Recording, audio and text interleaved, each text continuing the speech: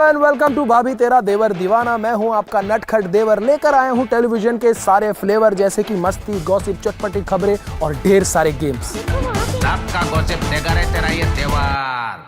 लेकिन गेम्स फिलहाल हमारे साथ कोरोना खेल रहे हैं। कभी जाता है, कभी आता है, कभी आता है, कभी जाता है। समझ में नहीं आता यार कोरोना का क्या है। सेकेंड वेव के बाद मुझे लगा कि चलना ही गया, अभी तो कोई टेंशन नहीं, और सडनली पता चला कि it's a third wave. Omicron और डेडली है, कोरोना बहुत ज़्यादा फैल रहा है। मैं जिसको कॉल कर रहा हूँ कहीं ना कहीं कोई ना कोई पॉजिटिव आ रहा है। तो गाइज प्लीज़ बी सेफ, घर रहिए। मैं खुद मुंबई से बाहर अकेलेपन में शूट कर रहा हूँ ताकि सेफ्टी बनी रहे। खैर चलिए शुरू करते हैं आज का एपिसोड और बताते हैं आज के एपिसोड में क्या क्या है। आज के एपिसोड में देखिए अपनी प्रेगनेंसी के बारे में भारती सिंह ने की बेबाक अंदाज में बात। मुझे लगता है कि मेरे अंदर बड़ा भुक्कड़ बच्चा है कि मैं ऐसे खाती हूँ, मुझे होता है ऐसे ऐसे बैठा होगा अंदर, ये खाया, चिकन आया, एप्पल आया। पहुंचे हम नीमा डेंजोपा के सेट पर, जहां नीमा की जिंदगी पर टूट पड़ा है दुखों का पहाड़। जिस घर में मैं काम करती हूँ उस घर में मान्या की शादी हुई है। तो वही काशीबाई के सेट पर हमने की नन्हे सितारों के संग ढेर सारी मस्ती। चॉकलेट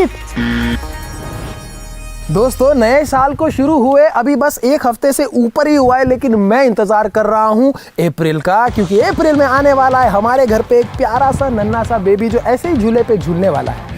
मैं आज के एपिसोड में आपको बताने वाला हूँ कि भारती कैसे अपनी प्रेगनेंसी के दौरान काम कर रही है, घर संभाल रही है, इंस्टाग्राम सोशल मीडिया पर इतने सारे वीडियोस डाल रही है, कैसे ये सारी चीजें एक साथ कर रही है और हाँ मुझे परेशान भी कर रही है। आइए भारती से जानते हैं उसकी प्रेगनेंसी की जर्नी।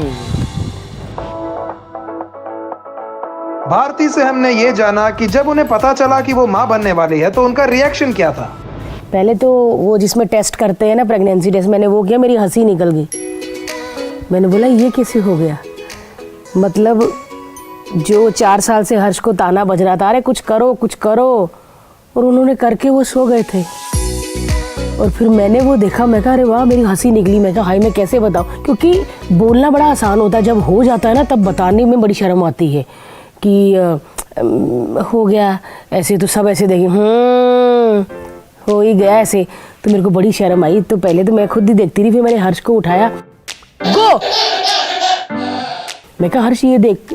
तो एक तो बेचारे ने चश्मा नहीं पहना था, तो मैं कहा हर्ष ये देख। तो कहता क्या है। मैं कहा ये देख 2 लाइनें। किस में 2 लाइनें। मैं कहा ये देख मैं प्रेग्नेंट हूँ। हैं कैसे। तो मेरे को ऐसा लगा कि मैंने अपने ड्राइवर को बताया है, तो वो पूछ रहा कैसे। मैंने बोला तुम पति हो, कैसे क्या, तुम ही हो जैसे वैसे। तो बड़ा खुश हुआ वो, और हम मतलब नींद उड़ गई हमारी, और मैं तो बड़ी एक्साइटेड हो गई कि किसको बताऊँ किसको बताऊँ। तो मैंने बोला कि नहीं पहले ब्लड टेस्ट करवाते हैं, क्योंकि कभी कभी ऐसा गलती से हो भी जाता है।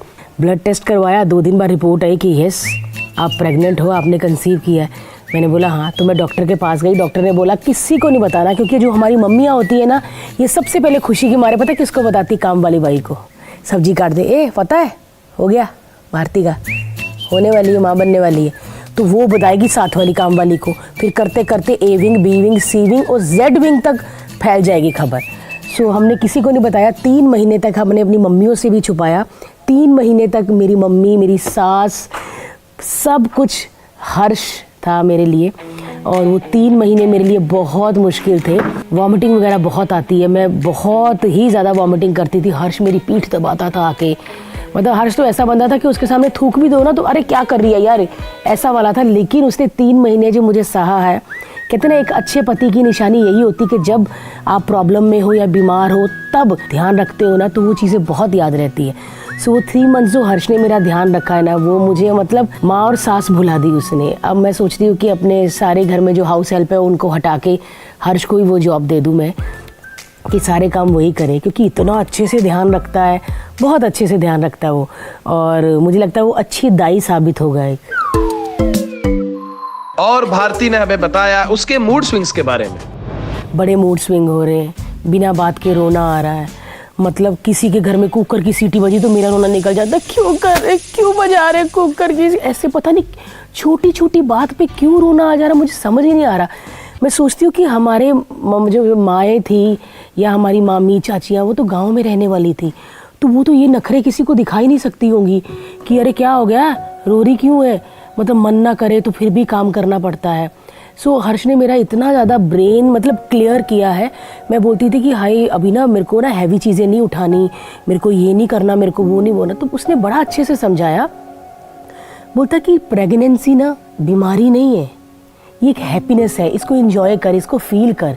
कहता भारती तू बोलती है कि ये भारी नहीं उठाना, वो भारी नहीं उठाना। कहता कभी देखा है कि जो बिल्डिंग्स में मजदूर और उनकी बीवियां काम करती हैं, इतना बड़ा पेट होता है, सर पे रेती उठाई होती है ना, इधर बाल्टी उठाई होती है, ईंटें उठाई होती है। कहता वो कैसे कर लेती हैं? और उनके बच्चे वो नॉर्मल डिलीवरी होती है उनके।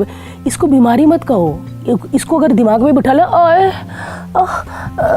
ऐसा। मैं आज मेरा 7 मंथ स्टार्ट हो गया है, बट मैं कभी भी ऐसे नहीं उठती, मैं ऐसे उठती हूँ। तो इसको एंजॉय करो चीज़ को, प्रेगनेंसी को बीमारी मत समझो, इसको हैप्पीनेस समझो, एंजॉय करो, फील करो। मैं सच में फील कर रही हूँ। और ये 7th मंथ कैसे लग गया, सीरियसली कह रही हूँ मैं, मुझे पता भी नहीं चला। क्योंकि अगर आपका जीवन साथी बहुत अच्छा होता है ना, तो कभी भी पता नहीं चलता कि क्या हो गया और क्या नहीं।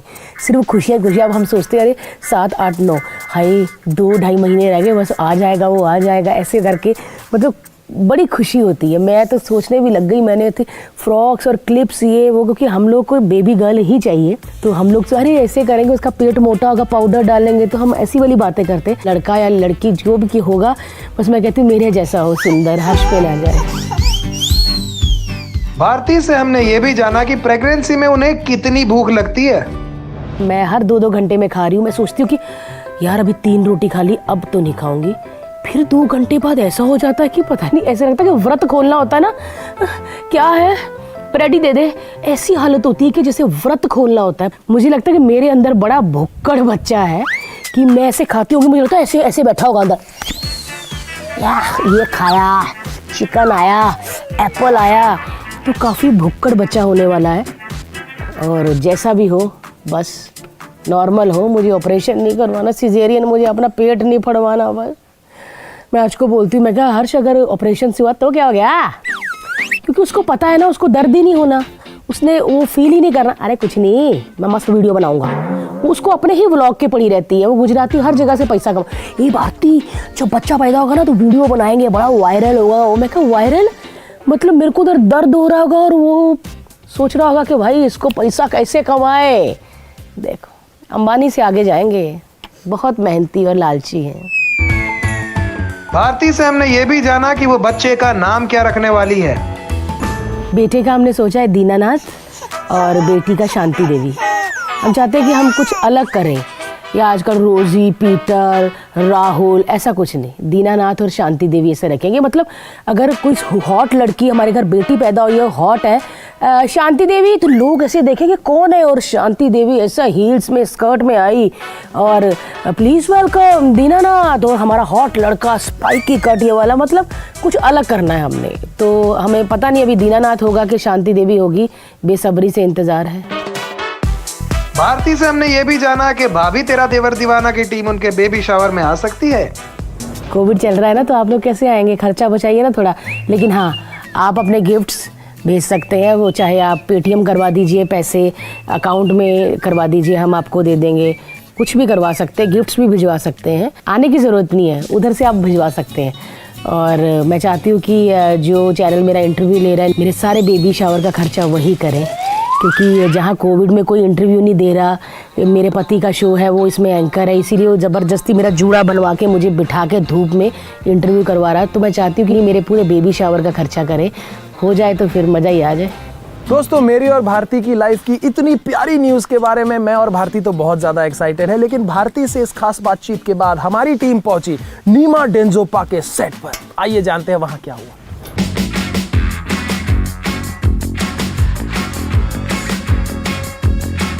बिल्कुल होता है, और बहुत ज़्यादा होता है, क्या बताओ कितना ज़्यादा होता है।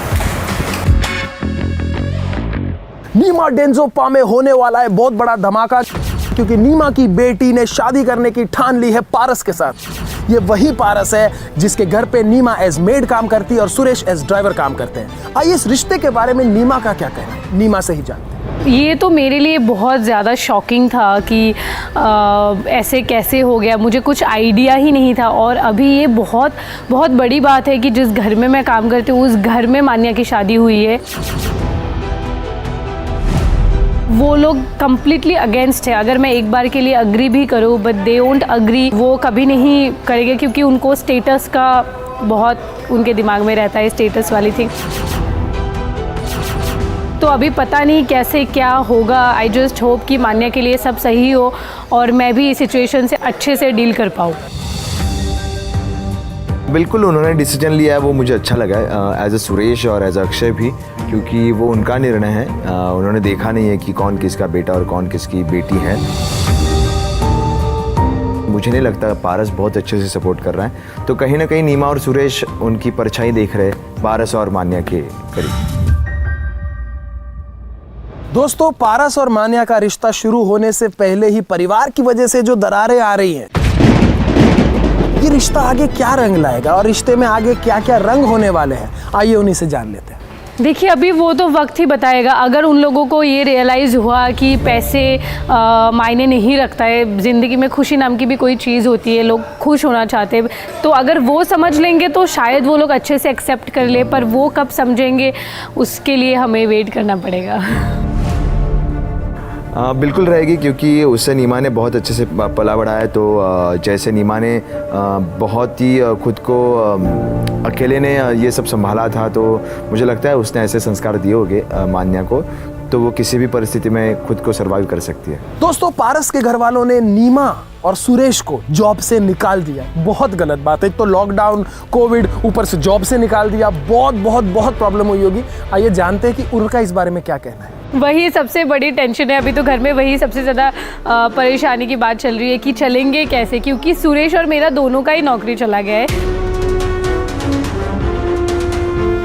अभी बहुत तंगी है घर में, पैसे नहीं है और इसीलिए बहुत मान्या को बहुत दुख होता है कि उसकी वजह से ये सब कुछ हो रहा है।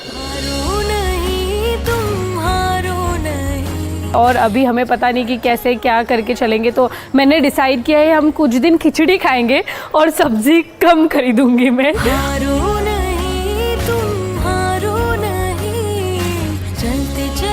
दोस्तों, प्रॉब्लम्स यहाँ खत्म नहीं हुई।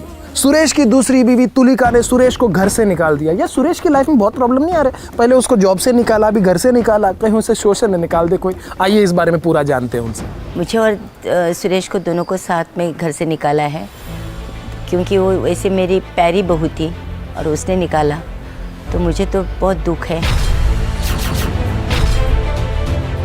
तुलिका को ऐसे लगने लगा था कि शायद सुरेश नीमा के पास वापस जा रहा है, उनका वो एक सॉफ्ट कॉर्नर वापस से जनरेट हो रहा है और वो काफ़ी करीब आ रहा है।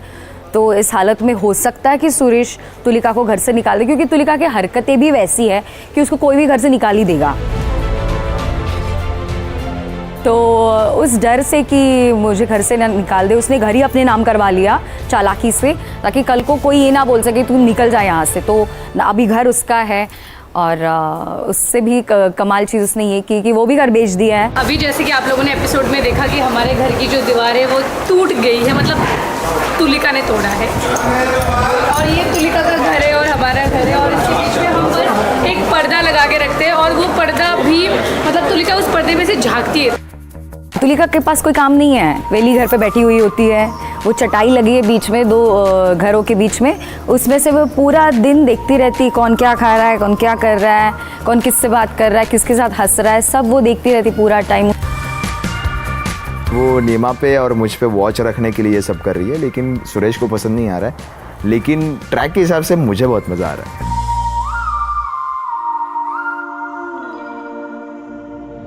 दोस्तों, नीमा कुछ इसी तरह एक जाल में फंस चुकी है, लेकिन भाभी तेरा देवर दीवाना की टीम कहीं जाए और उनके साथ गेम्स ना खेले, मस्ती ना करे, ऐसा तो हो नहीं सकता। तो हमने नीमा की टीम के साथ खेले धमाकेदार मस्ती भरे गेम्स।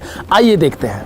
ये बोतल नल यानी क्या? जार नल जनरल क्या है वो? जार नल टैप और लिस्ट। जार नल जर्नलिस्ट। हवा है ना वो, हवा, घर, चाय, एस, एयर हाउस, एरोस्टेस, ये तो एरोस्टेस ही होगा। हॉस्टेस नहीं, हॉस्टेस, हाँ एयर हॉस्टेस। रेल और कान। ईयर, ये ट्रेन और ये एयर ट्रेन है। Trainer, engineer, train year, trainer, engineer. Engineer. Oh shit, oh shit, oh shit, बहुत इजी था। I am so bad in this. Arunachal Pradesh का, अरुणाचल प्रदेश का, अरुणाचल प्रदेश, अरुणाचल प्रदेश। ईटानगर नहीं, ईटानगर, नागालैंड, नागालैंड का, नागालैंड, नागालैंड, मणिपुर। नागालैंड का इम्फॉल, नागालैंड का इम्फॉल, हाँ। कोहिमा, कोहिमा। अरे यार, हिंदुस्तान मेरा प्यारा देश। आंध्र प्रदेश, आंध्र प्रदेश, आंध्रा, हैदराबाद, हैदराबाद। किसी ने तो मुझे बताया है। अमरावती, हैदराबाद, अच्छा। आंध्र प्रदेश, नहीं भाई, नहीं पढ़ा लिखा हूँ मैं। दोस्तों, नीमा डेंजोपा के सेट के बाद हमारी टीम पहुंची काशीबाई के सेट पर, जहां छोटे छोटे प्यारे प्यारे मासूम बच्चे काशीबाई एंड बाजीराव जैसे भारी भरकम कैरेक्टर प्ले करते हैं। आइए देखते हैं वहां हमने कितनी मस्ती की।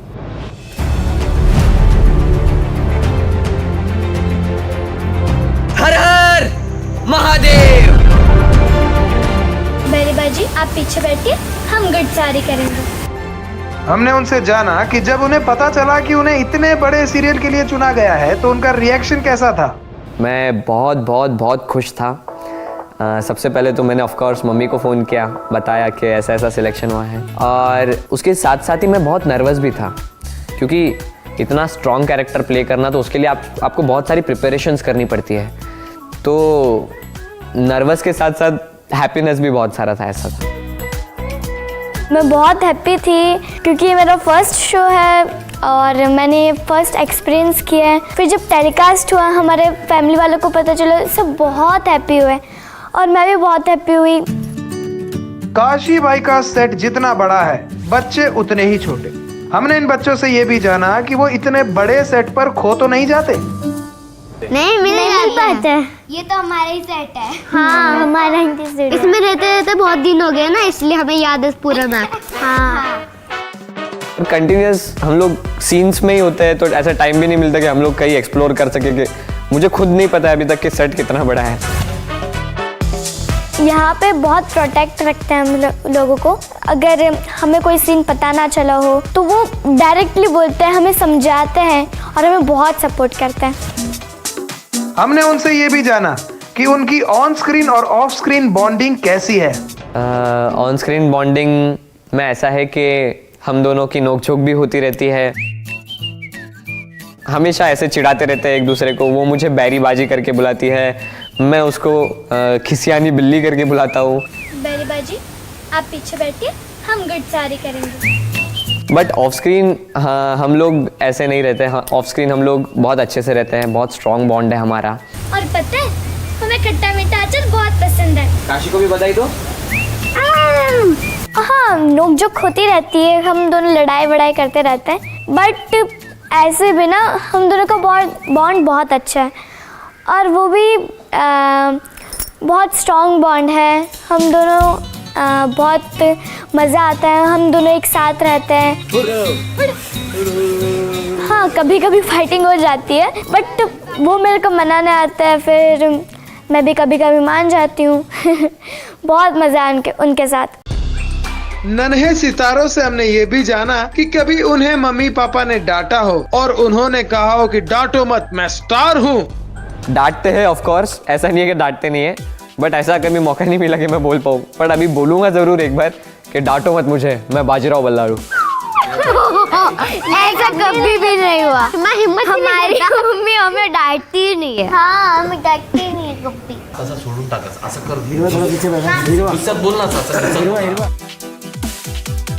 हमने बाजीराव से बॉलीवुड के फेमस डायलॉग्स भी बुलवाए। चीते की चाल, बाज की नजर और बाजीराव की तलवार पर संदेह नहीं करते। कभी भी मात दे सकती है। काय म्हणता? काशी बाई के सेट पर बच्चे, वो भी इतने क्यूट क्यूट बच्चे, अब उनके साथ ऊपर से हमारी टीम जाए और गेम वेम ना खेले, ऐसा तो हो नहीं सकता। तो आइए देखते हैं कि काशी बाई के सेट पर हमारी टीम ने कौन सी गेम खिलवाई उनसे। Straw teddy bear, strawberry, this is straw bear any strawberry. Chocolate chips, chocolate, और ये क्या है? चोको चिप्स, वैन,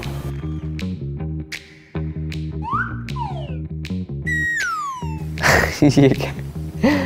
इल, एम्बुलेंस, वैनिटी बुकरे, वैनिला, समझ नहीं आ रहा। तो दोस्तों ये था हमारा आज का एपिसोड। अगले हफ्ते फिर मिलेंगे, ढेर सारी मस्ती, ढेर सारी गॉसिप और ढेर सारे गेम्स के साथ। तब तक के लिए देखना ना भूले भाभी तेरा देवर दीवाना, and please wear mask, be safe. Bye bye, मैं जा रहा हूँ जंगलों की तरफ।